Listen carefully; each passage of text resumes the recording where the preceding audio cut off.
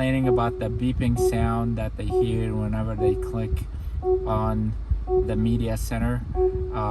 So that gets annoying after a while. So I'm making a video here to show you how to remove that beeping sound.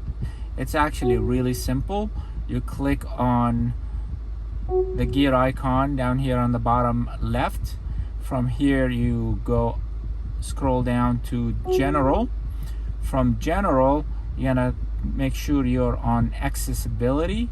So you click accessibility. Over here you're gonna see a toggle where it says screen beep. If you toggle it to the left, you'll notice that the sound is gone. No more beeping sound.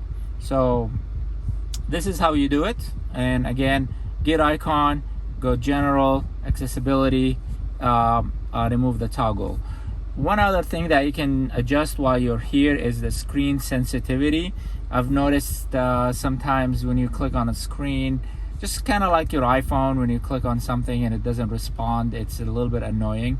So from the same menu under general and accessibility, make sure you put your screen sensitivity to number 3. That actually improves the performance, especially in the navigation system. Improve the performance of the system.